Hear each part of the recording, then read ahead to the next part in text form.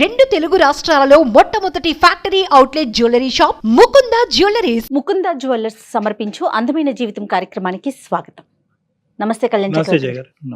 కళ్యాణ్ గారు, అంశు రెడ్డి అనే అమ్మాయి మనకి గుంటూరు నుంచి మెయిల్ చేసిందండి. ప్రేమకు సంబంధించిన ఒక వ్యవహారం, తను ఎటూ తేల్చుకోలేక మీ సలహా కోసమని నాకు మెయిల్ చేసింది. తప్పకుండా మేడం, ఒకసారి కాల్ చేసేస్తాను.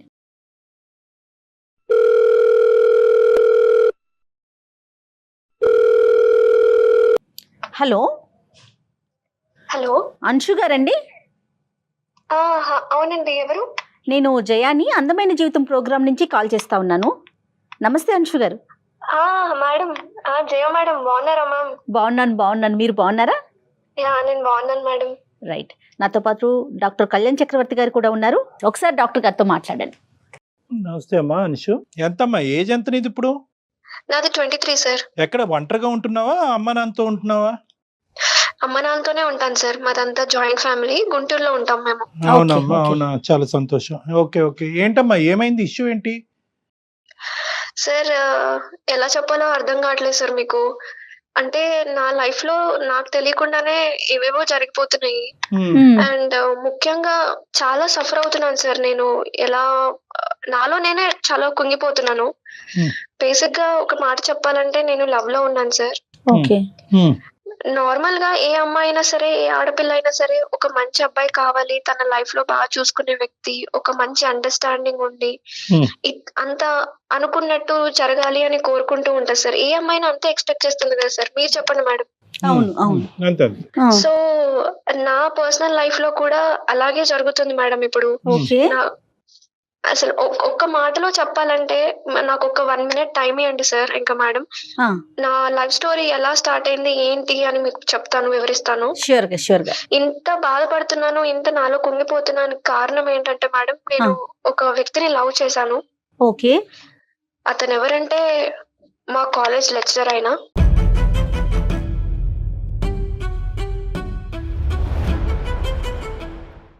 అంటే ఇది నేను ఏదో కావాలని ఆయన లవ్ చేయడము, నేను ఆయన వెంటపడి తిరగడం అలా ఏం జరగలేదు అసలు. అంత యాక్సిడెంటల్ గా జరిగిపోయింది. It happen with flow. ఇంకో బాధాకరమైన విషయం అండ్ ఇంకొకటి అనుకోలేని సిచ్యువేషన్ ఏంటంటే మేడం, తనకు ఆల్రెడీ మ్యారేజ్ అయిపోయింది మేడం.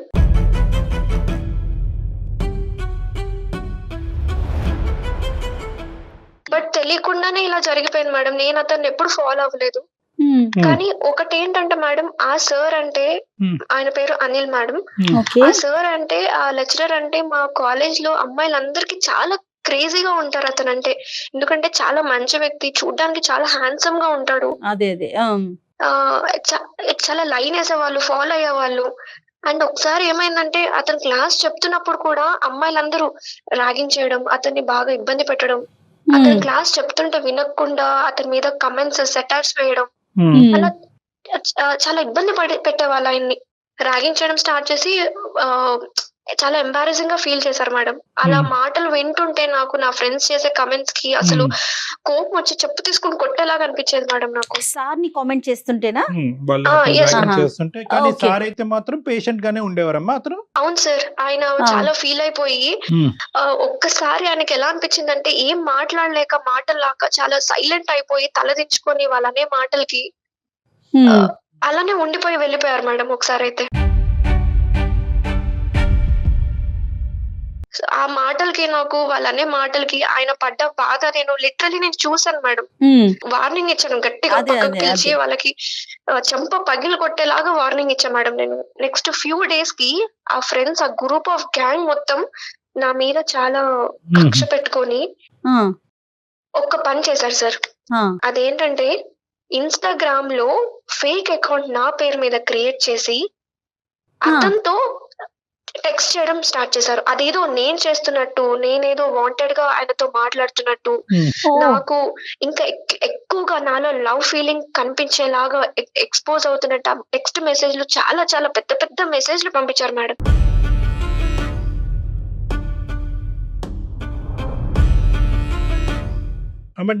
నీకు ప్రాక్సీగా అతనికి పంపించారు? Yes sir, yes sir. అంతేగాని అతనికి ప్రాక్సీగా నీకు పంపించలేదు? లేదు సార్, లేదు. ఏం జరిగిందంటే సార్, ఆ మెసేజెస్ లో ఏదో నేను వాంటెడ్ గా అతని మీద చాలా ఈ ప్రేమ ఉంది సార్. నాకు కూడా ఆ వ్యక్తి అంటే ఇష్టము, మంచి వ్యక్తి అని. కానీ ఫిజికల్ గా కావాలి వల్గర్ మెసేజ్ సార్. చాలా ఆ మెసేజ్ చూడడానికి కూడా చాలా అసలు గలీజ్ గా ఉంటాయి ఆడపిల్లలు సార్. కూడా ఎలా మారిపోతున్నారమ్మా. అవునండి, అవును. వీళ్ళందరూ గర్ల్స్ ఏనమ్మా, బాయ్స్ కూడా ఉన్నారు ఇందులో? నాకు తెలిసిన వరకు అయితే గర్ల్సే ఉన్నారు సార్. అందరు ఈ గుంపులో బాబా, గర్ల్సే. బాబా. ఇంతకు ముందు నీకు ఫ్రెండ్లీగా ఉన్న వాళ్ళే గానీ ఓన్లీ ఈ ఒక్క సంఘటన బట్టి నీకు శత్రువుల కింద మారారు. Exactly sir, exactly. ఆట పట్టించాలని మొదలు పెట్టారు. ఇది ఎప్పుడు తెలిసిందమ్మా నీకు? ఎప్పుడు తెలిసింది ఇలా మెసేజెస్ పంపిస్తున్నారు అతనికి అనేది?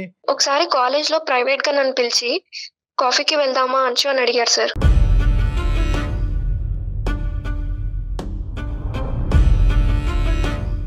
వందల మంది ఆయన ఇష్టపడే అతను నన్ను సడన్ గా కాఫీకి వెళ్దామా అంటే నాకు లోపల ఏదో తెలియని ఫీలింగ్ వచ్చింది. తనకి ఉంది. నాకు ఇష్టం ఉంది మేడం. అది ఆ లోపల తెలియని ఫీలింగ్ నేను ఎక్స్ప్రెస్ చేయలేకపోయాను. ఆ అదేలే, బటర్ఫ్లైస్ ఫీలింగ్ తను అలా అనగానే నాకు కూడా వెళ్ళాలనిపించింది మేడం. సార్ ఆ కాఫీ షాప్ కి వెళ్ళిన తర్వాత ఆయన చాలా ఓపెన్ అప్ అయ్యారు సార్. ఎందుకంటే నేను ఎంత ఇష్టపడుతున్నాను అని ఆయనకు మెసేజెస్ లో అర్థమైంది. ఆయన కూడా ఓపెన్ అప్ అయ్యి నువ్వు అంటే నాకు చాలా ఇష్టం అని నా చేయి పట్టేసుకున్నారు సార్.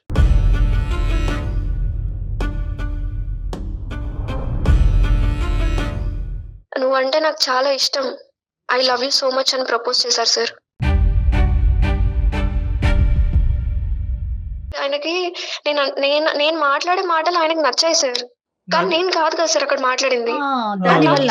సో బ్యాక్గ్రౌండ్ లో ఆ ఇన్ఫ్లుయెన్స్ అతని మీద ఉందన్నమాట. అంతే. ఆ మెసేజెస్ యొక్క ఇన్ఫ్లుయెన్స్ ఉంది. కానీ నువ్వు పరానా మెసేజెస్ నాకు ఇన్స్టాగ్రామ్ లో పెట్టావు అనేటటువంటిది ఫస్ట్ డిస్కషన్ లో అయితే రాలేదు సార్, అస్సలు రాలేదు. అలా మా జర్నీ స్టార్ట్ అయ్యి మాది డేటింగ్ వరకు కూడా వెళ్ళిపోయింది సార్. ఓకే, చాలా ఫాస్ట్ గా ఉన్నారా. ఓవర్ ఏ స్పాన్ ఆఫ్ ఎంత ఇదంతా కూడా? అంటే ఈ ఫ్రీక్వెంట్ గా కలవటం, దింపటం, ఎక్కించుకోవటం, ఫైనల్ గా డేటింగ్ వరకు వెళ్ళటం అనేది ఒక 4-5 నెలల పాటు నడిచిందా? లేదు సార్, లేదు. 1 month లో జరిగిపోయింది సార్ ఇదంతా. తర్వాత ఎలా క్యారీ ఆన్ అయ్యారమ్మా మీరు? మేము చాలా చోట్ల తిరిగాము, మూవ్ అయ్యాము. అండ్ రెస్టారెంట్స్ కానీ అక్కడికని ఇక్కడికని సిటీ మొత్తం తిరిగేసాం సార్. అతనితో ట్రావెల్ అవుతున్నప్పుడు నాకు అనిపించింది మీన్ వైల్ ఇదేదో షార్ట్ టైం కి డేటింగ్ కోసం, ఏదో కొంచెం సేపు అటాచ్మెంట్ కోసం, మన సంతోషం కోసం అట్లా జరగలేదు సార్. ఇదంతా యాక్సిడెంటల్ గా. అదే అది మొత్తం అలాంటిది లేమో. ఒకసారి మొదలవుతాయి కనుక బ్రేకులు లేని బల్లి అవి. అదే ఓకే, అది అర్థమైంది. వాళ్ళ వైఫ్ గురించి ఏం చెప్పాడమ్మా? వాళ్ళ వైఫ్ గురించి ఏం చెప్పాడు? వాళ్ళ వైఫ్ గురించి ఏమైనా కంప్లైంట్ చేశాడా? అక్కడ ఏమైనా డిస్టర్బెన్స్ ఉన్నాయా? దానివల్ల దానికంటే ముందు మేము లాస్ట్ లో మేము ఇంకా ఓపెన్ అప్ అయిపోయి ఫిజికల్ గా కూడా మూవ్ అయ్యాము.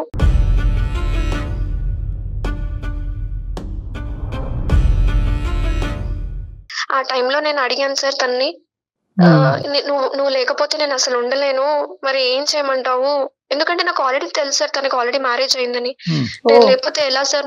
మీరు లేకపోతే నేను అసలు ఉండలేను, ఏం చేద్దాం సార్? మరి నా పరిస్థితి ఏంటి అని అడిగాను సార్ నేను. నా వైఫ్ తో నాకు ఎటువంటి ఇబ్బందులు ఏం లేదు, నేను చాలా హ్యాపీగానే ఉన్నాను తనతోని. కాకపోతే ఆ కెమిస్ట్రీ అనేది లేదు. ఏదో మెకానికల్ గా ఉంటున్నాను తనతోటి, ఏదో గడిచిపోతున్నట్టు ఉంటున్నాను తప్పితే నాకు ఎటువంటి క్లాషెస్ తనతో లేదు. అలా అని డివోర్స్ తీసుకొని నేను నీ దగ్గరకు వచ్చేసే అంత లేదు అంశు అని చెప్పారు సార్.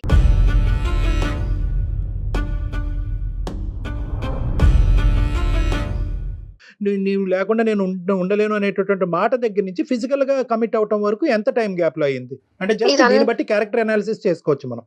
ఎస్ సార్, ఓవరాల్ గా ఇది 60 days 62 days దాకా అయింది సార్. ఓకే సరే, ఓకే. సార్ అలా అని తప్పుగా అనుకోకండి సార్, అదంతా చాలా ఫ్లోగా జరిగిపోయింది. మేము కావాలని ఏం చేయలేదు, అదంతా యాక్సిడెంటల్ గా జరిగింది. కాదు నాన్న, నేను తప్పుగా అనుకుంటే ఏంటి గడుదు గుడ్డి ఇక్కడ. అది కాదు, ఇక్కడ కావాల్సింది ఏంటంటే ఈ ఫ్లోలో వెళ్ళిపోవటాలు, కెమిస్ట్రీలు మిక్స్ అయిపోవటాలు, కెమిస్ట్రీ కాస్త ఫిజిక్స్ అవటం, ఇదంతా ఏంటమ్మా ఈ దరిద్రం అంతా? At the end of the day నీకు నచ్చినటువంటి వ్యక్తికి పెళ్ళి అయ్యింది, ఫుల్ స్టాప్, అయిపోయింది అక్కడ బండి. నీకు ఎంత ఇన్ఫాక్చువేషన్ ఉన్నా, ఎంత అట్రాక్షన్ ఉన్నా, నీ భర్తని ఈ టైంలోనే ఎంచుకోవాలనేటటువంటి తపన కోరిక నీకు ఉన్నా కూడా it should have stopped there. నేను కొద్దిగా ఎగ్జాజరేట్ అవుతున్నాను, బట్ ప్లీజ్ కంటిన్యూ అమ్మా. తర్వాత ఏమైందో చెప్పు. అండ్ ముఖ్యంగా మా ఇంట్లో కూడా మ్యాచెస్ కూడా చూస్తున్నారు, కానీ నేను ఏ మ్యాచెస్ అన్ని రిజెక్ట్ చేస్తున్నాను, ఏది యాక్సెప్ట్ చేయట్లేదు. ఎందుకంటే నాకు ఏదో ఒక సొల్యూషన్ దొరుకుతుంది అని దాని గురించే నేను మీకు మెయిల్ చేయడం జరిగింది సార్. మా పేరెంట్స్ కూడా చెప్పుకోలేదు కదా సార్, ఇలాంటి సిచ్యువేషన్ చెప్తే వాళ్ళ తరపున మీరు రెండు వైపుల కుటుంబాలు ఆ అమ్మాయి మొత్తం అందరూ ముగ్గురు సర్వనాశనం అయిపోతారు. అందరూ రోడ్డును పడతారు. సో ఇదేంటంటే నువ్వు మాకు చేసినందుకు ఫస్ట్ ఆఫ్ ఆల్ ధన్యవాదాలు. అతనితో మాట్లాడటానికి నీకంటే ముందు మేమే క్యూలో రెడీగా ఉంటాం, ఉన్నాం. రెడీగా ఉన్నాం. కానీ దానికంటే ముందు ఏంటంటే ఇంత ఈజీగా ఒక మనిషిని ఎంత పరిగెడుతున్నాడు అనేటటువంటి అంశం వెనకతల కారణం అనేది అప్పటికైనా నువ్వు అడిగావా? ఏంటి sir, why are you getting so attracted to me influence? అసలు ఇన్స్టాగ్రామ్ అనేటటువంటి సబ్జెక్టు, అందులో వేరే ఫ్రెండ్స్ మెసేజెస్ అతనికి అట్రాక్టివ్గా పడుతున్నారు, అబ్యూజివ్గా పెడుతున్నారు, నిన్ను తప్పుగా చూపెట్టి పెడుతున్నారు అనేటటువంటి అంశం ఎప్పుడు బట్టబయలైంది, ఎప్పుడు బయటకు వచ్చింది? ఒక రోజు ఏమైందంటే సార్, మేము ఇలానే డిన్నర్ కి వెళ్ళాం సార్. ఆ టైంలో తను అడిగారు అనమాట, ఏంటి ఆ మెసేజెస్ ఏంటి అలా పెట్టావు ఇన్స్టాలో అని అడిగారు sir. One fine day, one night అడిగితే నేనేంటి ఇన్స్టాలో నేను మెసేజ్ పెట్టడం ఏంటి అని అడిగాను.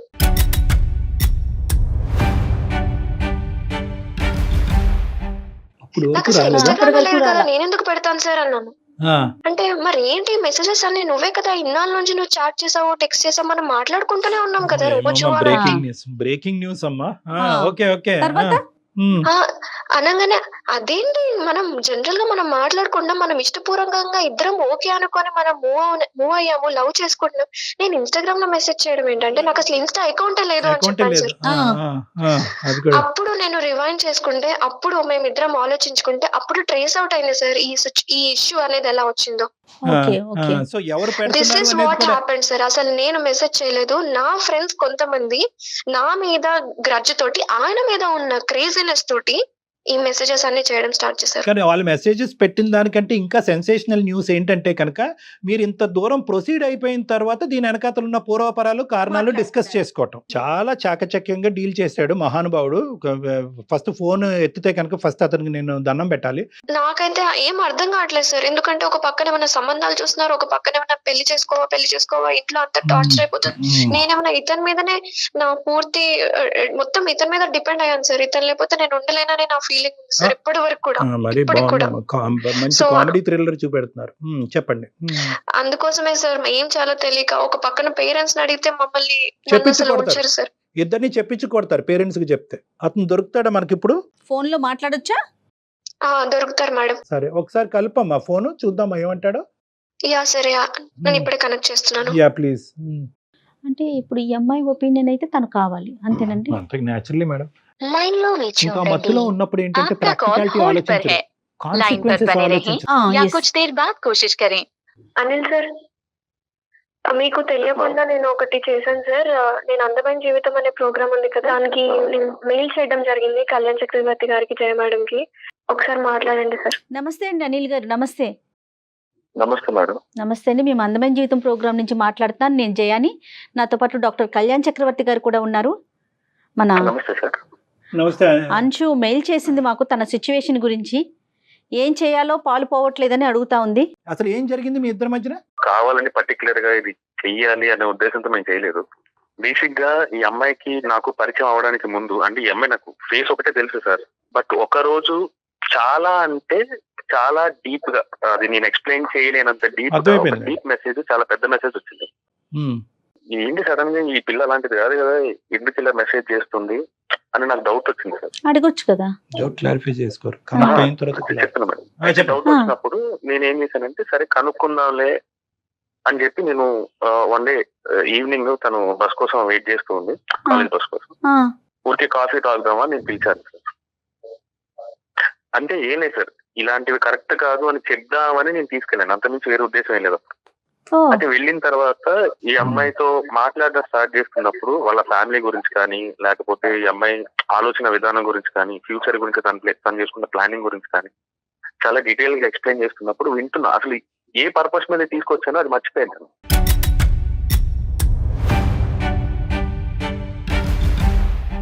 చాలా తక్కువ డేస్ లోనే మేమిద్దరం కనెక్ట్ అయిపోయాం సార్. అంటే మేము ఈ మెసేజ్ గురించి డిస్కస్ చేసుకోలేదు చాలా రోజులు, ఎందుకు ఇలా మెసేజ్ చేస్తున్నా చాలా రోజులు మేము డిస్కస్ చేసుకోలేదు. బట్ ఆఫ్టర్ చాలా రోజుల తర్వాత మాకు ఫిజికల్ గా కూడా కనెక్షన్ కుదిరింది సార్. అది అలా అయిపోయింది. దాన్ని నేను ఎలా ఆపాలో నాకు కూడా అర్థం కాలేదు.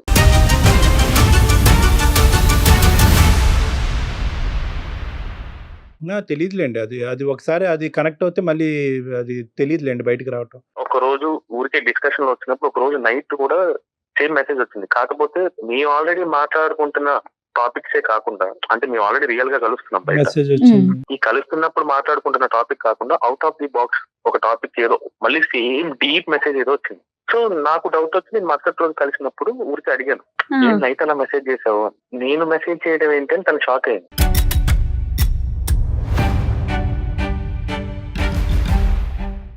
కాదు అమ్మా, నువ్వు రోజు నాకు మెసేజ్ చేస్తున్నావు కదా, ఇన్స్టాలో చాట్ చేస్తున్నాం కదా అని నేను మొత్తం చాటింగ్ అంతా చూపించాను తను. సో అప్పుడు తర్వాత రివీల్ అయిన విషయం ఏమిటి అంటే, ఇంతకు ముందు ఈ అమ్మాయి ఎవరికైతే నా గురించి వార్నింగ్ ఇచ్చిందో వాళ్ళు తిన పేరు మీద ఫేక్ అకౌంట్ క్రియేట్ చేసి తనకి నాకు కనెక్షన్ క్రియేట్ చేద్దామని అనుకున్నారు. మరి ఏమైతే అనుకున్నారో తెలియదు, వాళ్ళు ఫేక్ అకౌంట్ తో నాకు మెసేజ్ చేశారు. ఆ విషయం మాకు తర్వాత తెలిసింది. మీరు అక్కడికి రెస్టారెంట్కి వెళ్ళినటువంటి పర్పస్ ఏంటంటే కనుక, ఒక టీచర్ ఒక స్టూడెంట్కి తప్పుదోవలో వెళ్తుంటే కనుక బుద్ధి చెప్పాలి అనేటటువంటి ఉద్దేశం నెంబర్ 1. నెంబర్ 2, నువ్వు ఇలా చేస్తున్నట్టుగా అయితే కనుక నాకు చాలా షాకింగ్గా అనిపించిందమ్మా. నీ ఫస్ట్ ఇంప్రెషన్ నేను చూసినప్పుడు నేను ఇలా అనుకోలేదు. నువ్వు పంపించినటువంటి ఇన్స్టాగ్రామ్ మెసేజెస్కి నీ క్యారెక్టర్కి చాలా డిఫరెన్స్ కనిపిస్తుంది, ఇది నువ్వేనా అనేటటువంటి ఉద్దేశంతో వెళ్ళినటువంటి మీరు అక్కడికి వెళ్ళిన తర్వాత ఆ అమ్మాయి చెప్పినటువంటి బ్యాక్గ్రౌండ్, ఆ అమ్మాయి లుక్స్, ఆ వ్యవహారాన్ని చూసి మీ లోపల ఏదైతే కరెక్టింగ్ మెజర్ చేయాలో ఆ కరెక్టింగ్ మెజర్ చేయకుండా అది దిగమింకుని ఇంకొక స్టోరీ ప్లే చేశారు. ఖచ్చితంగా ఎక్కడైతే ఈ స్టోరీ బట్టబయలు అవుతుందో అనేటటువంటి ఉద్దేశం రాకముందే ఆ అమ్మాయికి ఆ క్వశ్చన్ మార్క్ వస్తుంది అనేటటువంటి ఆలోచనతో మీరు ఏం చేశారంటే యాక్షన్ ప్లాన్ స్పీడప్ చేశారు. ఏంటి ఆ స్పీడప్ చేయటము? Frequency of connecting, frequency of meeting, ఫిజికల్గా తొందరగా కలిసిపోవాలి. ఏం చేశారు? ఫైనల్గా మీరు ఒక ఉచ్చు బిగించి ఆ అమ్మాయిని కమిట్ చేశారు. ముందు నువ్వు వెనకతలు గొయ్యే వచ్చేటటువంటి విధంగా. ఫైనల్గా మెసేజ్ వచ్చేటప్పటికి ఈరోజు కాకపోతే రేపైనా కూడా ఇన్స్టాగ్రామ్ మెసేజెస్ గురించి చెప్పాలి అని చెప్పి ఫైనల్గా మీరిద్దరు ఒక నైట్ ఉన్నప్పుడు వచ్చినటువంటి మెసేజ్, ఏంటి ఇలా పంపించావు అని చెప్పి ఆ రోజు కొత్తగా అదే ఫస్ట్ టైం మీరు క్లారిటీ తీసుకునేటటువంటి విధంగా చేశారు. ఇది అసలు స్టోరీ. ఇప్పుడు వరకు మీరు చెప్పినటువంటి స్టోరీ అంతా కూడా నాటకం అనిల్ గారు. ఇప్పటికీ కూడా ఈరోజు మీతో ఫోన్ కాల్ కలిపినప్పుడు సందర్భంలో కూడా ఆ అమ్మాయి ఎంతో ప్రేమగా ఒక టీచర్ని పిలిచేటటువంటి విధంగా అనిల్ సార్ అని పిలిచింది ఆ అమ్మాయి. అంటే ఇప్పటికీ కూడా ఆ అమ్మాయి మిమ్మల్ని ఒక లెక్చరర్గా, ఒక గురువుగా, ఒక దైవంగానే చూస్తుంది. మీరు పన్నినటువంటి ఈ పన్నాగం, ఉచ్చు, ఫిజికల్ ఇంటమెసీ వల్ల ఏమైంది అంటే కనుక ఆ అమ్మాయి ఏం చేస్తుందో ఆ అమ్మాయి అర్థం కానటువంటి పరిస్థితిలో మీతో ఫిజికల్గా కమిట్ అయిపోయి ఈరోజు దిక్కుతోచినటువంటి పరిస్థితిలో మా ఎదురుగుంట నిలబడింది. సార్ ఇప్పుడు తప్పు నేను ఒక్కనే చేశాను కదా సార్. ఏమండి అది మీ ఏమండి తప్పు ఎవరు ఎక్కువ చేశారు, ఎవరు తక్కువ చేశారు అనేది మా దగ్గర ఇక్కడ బీపీ ఆపరేటర్స్ తూకం లేదు. ఈ విధంగా లెక్చరర్స్, ప్రొఫెసర్స్ ప్రవర్తిస్తే కనుక మేము పిల్లల్ని స్కూల్కి, కాలేజెస్కి పంపించడానికి భయపడి సావాలి. మేము దేని గురించి వెళ్తున్నారు సార్ మీరు కాలేజీకి? ప్రేమ పాఠాలు చెప్పటానికా, సెక్స్ కబుర్లు చెప్పటానికా?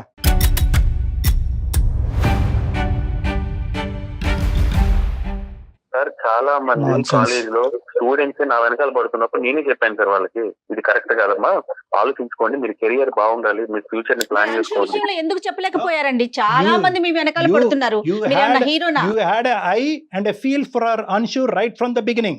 మీకు ఫీలింగ్ ఉంది కాబట్టే అక్కడికి వచ్చిన తర్వాత బుద్ధి చెప్పవలసినటువంటి మాస్టర్లో ప్రేమ కబుర్లు, ప్రేమ పాఠాలు చెప్పడం మొదలైనవి. చాలా తొందరగా ఈ అమ్మాయి అక్కడ ఈ ఉచ్చులోంచి బయటకు వెళ్ళిపోద్దన్న ఉద్దేశంతో ఆ అమ్మాయితో సెక్షువల్గా కూడా మీరు కమిట్ అయ్యారు. మీరు అంతకుముందు మీ చరిత్ర ఎలా ఉంది, అంతకుముందు మీరు దేవుడా రాముడా అనేది మాకు అనవసరం.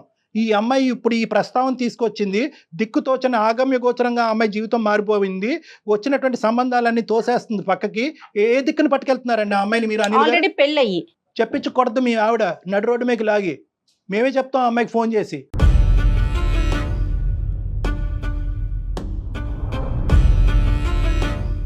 సార్ ఇప్పుడు ఏం జరిగింది ఏం జరగలేదు అనేది నాకు తెలుసు సార్.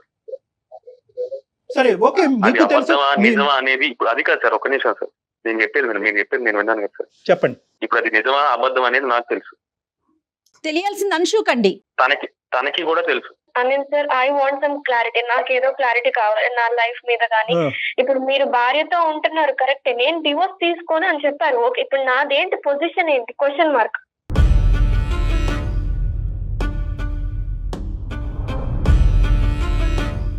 అసలు మీ ఇద్దరి మధ్యన ఉండే relationship is not a true relationship, it's not a practical relationship, it's an unethical destructive relationship. It's a destructive relationship ఇది. తను ఏమందంటే నాకేం ప్రాబ్లం లేదు సార్, మీకు నేను సెకండ్ గా అయినా సార్ ఉంటానని కూడా తనే చెప్పింది.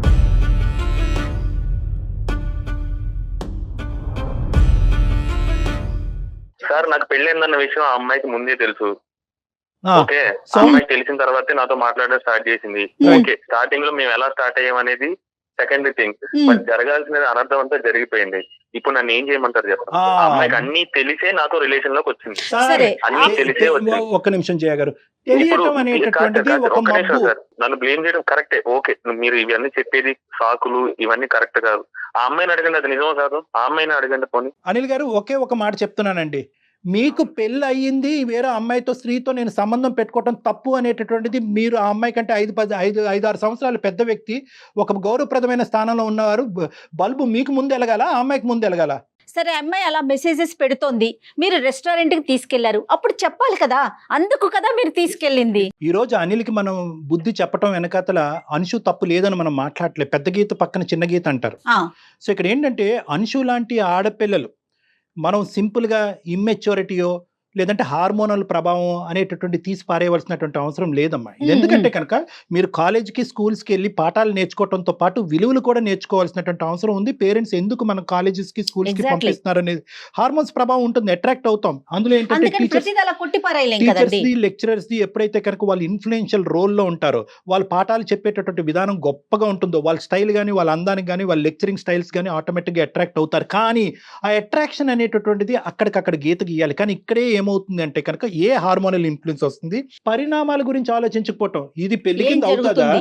వాడు పెళ్ళైనోడా కాదా, వాడికి ఒక పిల్లం ఉందా, వీడి టీచర్ భర్త ఎలాగా అవుతాడు, వీడికి పిల్లలు ఉంటే వాళ్ళ పరిస్థితి ఏంటి, రేపొద్దున మా అమ్మ నాన్నకి తెలిస్తే వీళ్ళ పరిస్థితి ఏంటి, అటు ఇటు వచ్చి పెద్దలు వచ్చి అక్షింతలేస్తారా, ఇవేవి పరిణామాలు ఏవి ఈ అమ్మాయి ఆలోచించకుండా పెద్దలుగా అందమైన జీవితంలో మీరు ఉన్నారు కాబట్టి మనం హ్యాపీయే, కానీ మనం వచ్చి అక్కడ పెళ్లి చేయంగా. అంతేగా. సో ఇదేంటంటే ఫస్ట్ ఆఫ్ ఆల్ ఈ విధంగా ఆలోచించే స్టూడెంట్స్కి రెండు మాటలు నేను చెప్తా.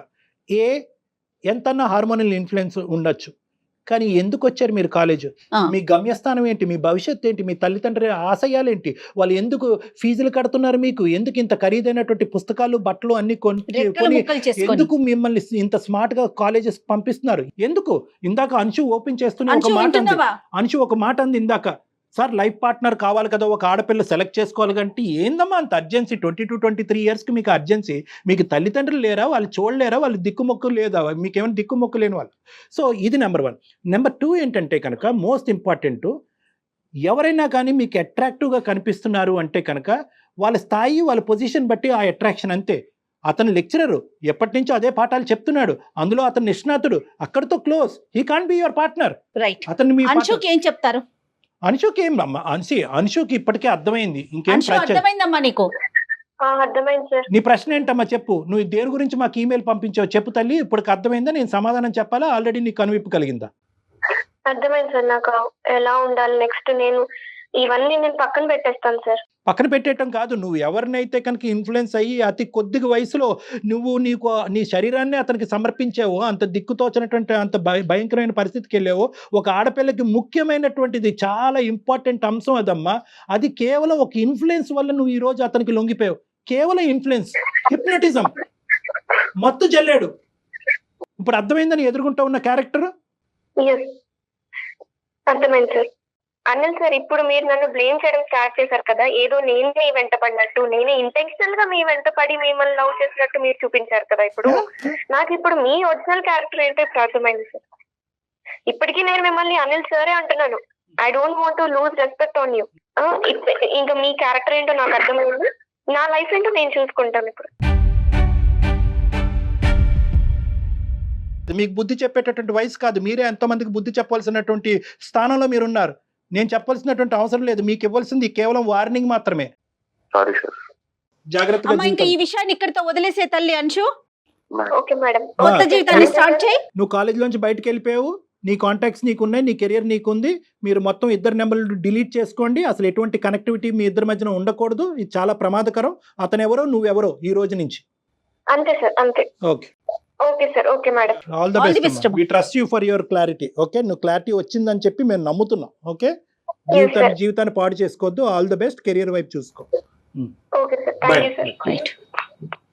వాడితో మాట్లాడాలి. యాక్సెప్ట్ చేశాడు అని అనుకోవచ్చు అంటారండి మనం మీరు చెప్పిన సలహాని? చెప్పలేం మేడం, చెప్పలేం. See, basically మళ్ళీ ఏంటంటే- టెంప్ట్ చేసే అవకాశాలు ఉంటాయి అంటారు See, ఇలాంటి madam, వాళ్ళు? మనకి ఇది చాలా cross sectional madam. This is not a longitudinal assessment of a person. ఒక మనిషిని దీర్ఘకాలికంగా మనం చూడలేదు ఇక్కడ. అవునా? జస్ట్ ఒక జింక్స్ అంతే, ఇంతే చూసాం ఆ మనిషిని. ఆ. ఈ దీని పిల్ల స్ట్రాంగ్ ఉండాలి ఇప్పుడు. వెనకాతలు ఉన్న దీనికి ముందున్న స్టోరీ ఏంటి, ఎంతమంది ఆడపిల్లలతో ఇది జరిగింది, అవునా? ఈ ఇన్స్టాగ్రామ్ పోస్టులు ఇవన్నీ గాడిదగుడ్డు మేడం, ఇవేమీ లేదు. దానికి ముందు ఏమైంది, రేపొద్దున ఏం జరగబోతుంది అనేటటువంటిది, ఇటువంటి రాబందులు ఉన్నారు అనేది మెయిన్ గా ఆడపిల్లలు అర్థం చేసుకోవాలి. 100% అండి, మీకు ఆడపిల్ల 100%. ఉంది, నాకు ఆడపిల్ల ఉంది. అంతే కదండి. మనం ప్రధానంగా అర్థం చేసుకోవాల్సింది ఏంటంటే తల్లిదండ్రుల యొక్క పాత్ర ఎప్పుడు లిమిటెడే.